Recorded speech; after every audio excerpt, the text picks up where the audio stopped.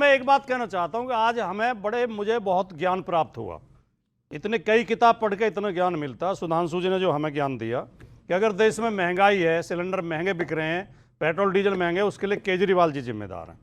अगर जमाखोरी हो रही है तो उसके लिए अखिलेश यादव, झूठ मत बोलिए, मैंने उसके लिए अखिलेश यादव जमाखोरी राज्यों का विषय है। मैं तो बिल्कुल शांति से सर इतना झूठ मत बोलिए। मैंने नहीं कहा केजरीवाल जिम्मेदार, मैंने कहा आपके राज्य में जमाखोरी है कि नहीं। मैंने कहा राज्य जमाखोरी का विषय, केजरीवाल शब्द ही मैंने नहीं बोला। इतना तो झूठ मत बोलिए। चलिए, आपने 10 बार कुलदीप जी से पूछा कि पंजाब में वो तो केजरीवाल नहीं बोला ना हमने, महंगा है। फिर आप क्यों झूठ बोल रहे हैं? आप 21 राज्यों में नहीं घटा रहे, एक राज्य की आपको जो हमने केंद्र में घटा दिया। क्या बात कर रहे हैं आप? और आपने तो बढ़ा दिया हिमाचल में बढ़ा दिया। उसका जवाब दीजिए। हाँ बोलिए। तो झूठ मत बोलिए कि केजरीवाल जिम्मेदार है, मैंने नहीं कहा। केजरीवाल कानूनी व्यवस्था अगर खराब है कहीं तो उसके लिए ममता बनर्जी जिम्मेदार है। अगर देश में बेरोजगारी है तो उसके लिए नेहरू जी जिम्मेदार हैं। मोदी जी को आलू छीलने के लिए प्रधानमंत्री बनाया गया, बढ़िया से आलू छील रहे हैं। ये हमारा ज्ञान प्राप्त हुआ। आपको लग रहा है मोदी जी किसी बात के लिए जिम्मेदार नहीं है, वो गैर जिम्मेदार है बिल्कुल पूरी तरह। सबसे बड़े जिम्मेदार नेहरू जी हैं भारत के इतिहास में। जो कुछ गलत हो जाए नेहरू जी जिम्मेदार। सुधांशु जी वो कह रहे हैं कि मोदी जी आलू छील रहे हैं सबके लिए, केजरीवाल, नेहरू जी, अखिलेश जी सब चीजों के लिए जिम्मेदार है। जो कुछ इन्होंने बोला मैं पूछना चाहता हूं, आज महंगाई की दर कितनी है, बेरोजगारी की दर कितनी है, बताइए। जिम्मेदार तो नेहरू जी हैं। अब बताता हूं, नेहरू जी हैं तो सुनिए, राम मनोहर लोहिया जी को तो मानते हैं। उनकी किताब है कल्प्रिट्स ऑफ पार्टीशन, जिसमें राम मनोहर लोहिया खुद लिखते हैं कि नेहरू जी का प्रधानमंत्री बनने का जो निर्णय था वह गलत था, और जवाहरलाल नेहरू के अंदर इतनी ईर्ष्या थी कि वो दूसरे व्यक्ति को बर्दाश्त नहीं करते। वो लोहिया को तो मानते हो ना? अरे भैया, ये 50 साल तक लड़े हैं नेहरू के लोगों से। तब ये लीड में रहते थे, हम लीड में रहते थे, मगर आज नेहरू के पक्ष में जाके खड़े हो गए। लोहिया जी को 1946 में, सुनिए, जब नेहरू प्रधानमंत्री बने 2 सितंबर 1946 को गुलाम हिंदुस्तान में वेवल ने शपथ दिलाई और क्वीन की निष्ठा की शपथ यूनियन जैक झंडे के नीचे, तो लोहिया जी को भी कहा गया था उसमें शामिल हो जाए। लोहिया जी ने मना कर दिया था कि हम क्वीन की निष्ठा की शपथ नहीं लेंगे, मगर उस नेहरू के साथ आज आके कैसा समर्थन कर रहे हैं। इनके लिए एक लाइन याद आती है कि शाम तक सुबह की नजरों से उतर जाते हैं, इस कदर समझौतों पे जीते हैं कि जमीर ही मर जाते हैं। जी, आप राजकुमार भाटी, फिर मैं ऑडियंस के कुछ सवाल ले रहा हूं। हम समाजवादी हैं, हम सत्ता के अहंकार से लड़ रहे हैं। उस समय नेहरू में सत्ता का अहंकार था, उनसे लड़े।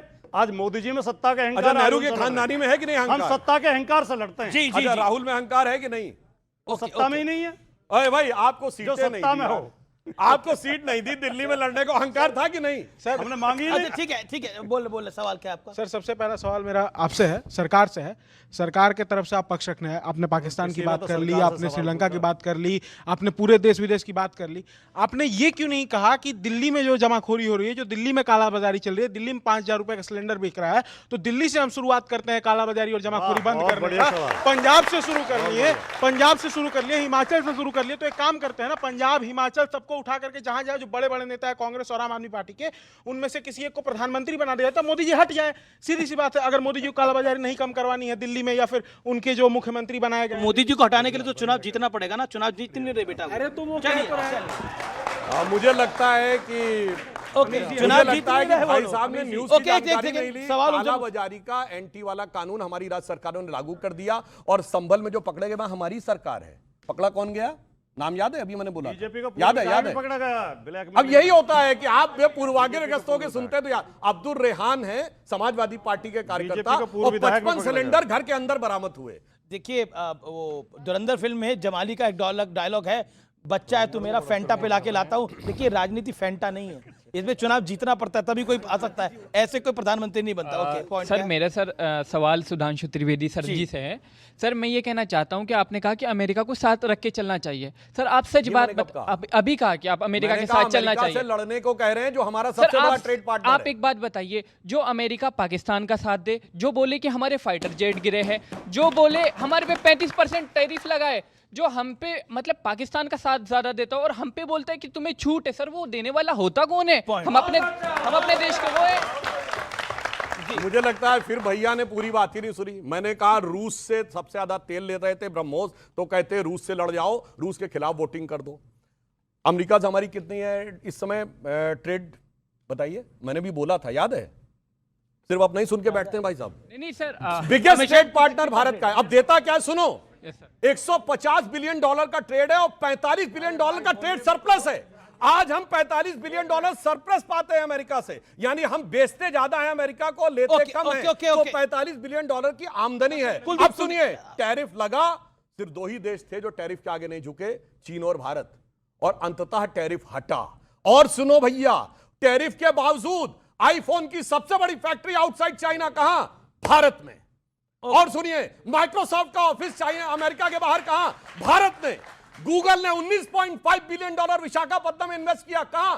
भारत में। तो ये हम करके दिखा रहे हैं भैया, इसीलिए मैं कहना चाहता हूं, ओके, जो चीज है आप सब लोग युवा हैं, मेरा भी ऑब्जेक्टिव बात वोरा सोचिए। साहब से सवाल है। मतलब मुझे पहले- तो आश्चर्य हो रहा है, पहले- मैं बोल पहले रहा हूं, वोरा जैसे साहब आपसे टीचर एक सवाल है। मैं याद है, मैं बोल रहा हूं तब भी बच्चों को नहीं याद है कि ओके, मैंने अभी क्या बोला था। वोरा साहब देखिए वो सुधांशु जी, वो तो रील का जमाना है, हर 10 सेकंड में रील ही बदल जाती है। लेकिन वोरा साहब, that's my question to you, Trump के बारे में आप क्या कहना चाहते हैं? क्या ट्रंप इस समय फंसे हुए हैं? How do you rate him and what is your take on Donald Trump? क्योंकि हम बहुत कुछ पढ़ रहे हैं, विदेशी अखबारों में लिखा जा रहा है, इंटरनेशनल स्कॉलर्स बहुत कुछ बोल रहे हैं, बड़े बड़े विद बहुत बड़ी बयान दे रहे हैं। ट्रंप खुद ट्रैप्ड हो गए हैं क्या वो आज पछता रहे हैं? कुछ लोग उनको मैकडोनल्ड ट्रंप कहते हैं क्योंकि वो तो बिजनेसमैन है।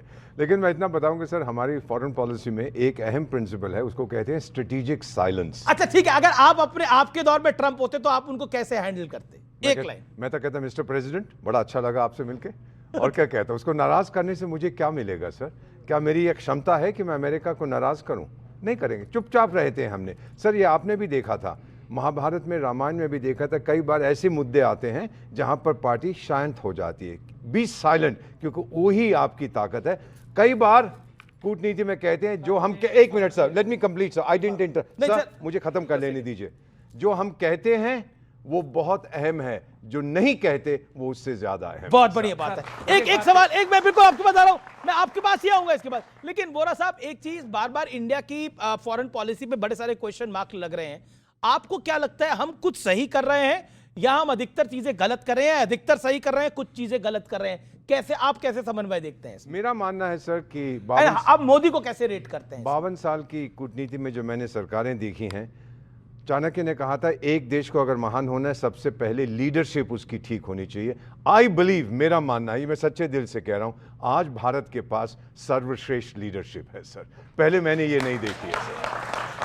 आपको लगता है कि मोदी जो है वो एक काबिल नेता है, काबिल लीडर है डिप्लोमेसी को हैंडल करने के लिए? मैं इंडिविजुअल नाम आपने ले दिया है तो मैं कह देता हूं, he is absolutely the best sir. दुनिया इसको मानती है। और मॉर्निंग कंसल्ट, एक अमेरिकन कंसल्टेंसी, पिछले 3 साल से बराबर हर हफ्ते कहते हैं prime minister Narendra Modi is the most popular leader in the world. Satish, क्या आपको लगता है वाकई देश धुरंधर है?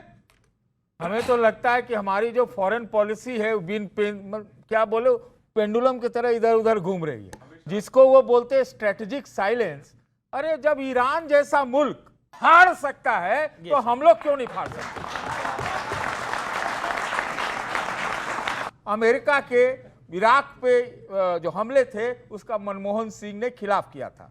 आप जब वाजपेयी जी थे, खुद डंके के चोट पर अणु विस्फोट किया था। समय हुआ 2003 में, मनमोहन सिंह कहां से आ गए? अरे बाद 2003 में हमला हुआ है। पूछा गया था, बीच में मत काटिए। नहीं, आपको कहिए दीपक बोला ये आपको। अरे सुनिए, इंदिरा गांधी ने निक्सन की अरे सुनो, अब मैं फैक्ट के साथ बोलता, सुनो ना। ओके, अरे मिस्टर, सुनो, एक मिनट, अभी उदाहरण देता हूं। आप करो। अब सुनिए, झुकना करो। क्यों? एक मिनट सतीश जी, 19 नवंबर 1962 जवाहरलाल नेहरू का लेटर है जॉन एफ कैनेडी को। उन्होंने लिखा कि अपने B-2 बॉम्बर का स्क्वाड भेजिए। सुनिए, उन्होंने कहा पायलट भी आपका होगा, रडार भी आपका होगा, टेक्नीशियन भी आपकी होगी, कमांड भी आपका होगा। और 2010 में कैनेडी लाइब्रेरी ने इसको डिक्लासिफाइड कर दिया, कोई जाके पढ़ ले। और जो भारत में के अमेरिका में राजदूत थे, बीके नेहरू, जो सही में नेहरू के भतीजे थे, यानी चाचा जी के असली वाले भतीजे, उन्होंने अपनी किताब नाइस गाइस फिनिश सेकंड में इसका उल्लेख किया है। और उन्होंने कहा जब मैं देने जा रहा था वो लेटर, उसे देखकर मुझे इतनी शर्म आई कि मैं गाड़ी में बैठ के अपने को रोने से नहीं रोक पाया। बताओ भाई, किसकी झुकी हुई थी, किसकी फटी हुई थी? देखिए, मैं बताता हूं। ओके। अरे अगर एक वहां पर चाइना का हमला हुआ था, दुश्मन को परास्त करने के लिए हर तरह के तरकीब लगाना चाहिए। आप लगाओ ना भाई, हम आपके साथ हैं, लगाओ। भारत की सतीश जी होल्ड ऑन।